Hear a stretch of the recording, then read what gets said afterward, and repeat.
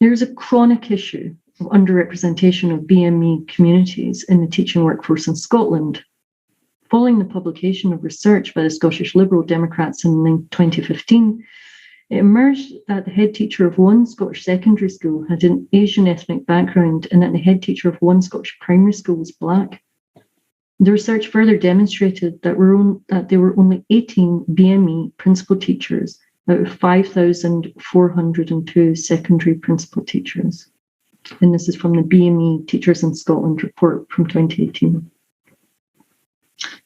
This slide features CRER's logo, which is a flag of Scotland surrounded by blue, green, purple, and yellow icons of people holding hands.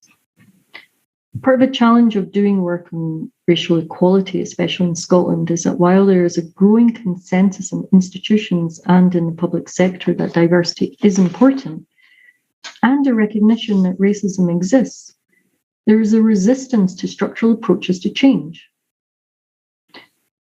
If we accept the premise that racism exists, and people of colour, therefore, are socially disadvantaged, then it doesn't seem too controversial to argue that white people are at an advantage and that white privilege exists.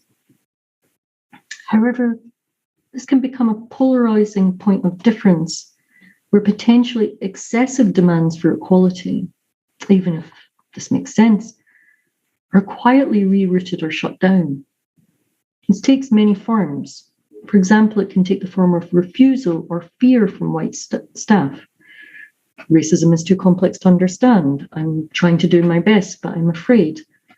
This is a very human reaction, and one I think it's always worth pausing on.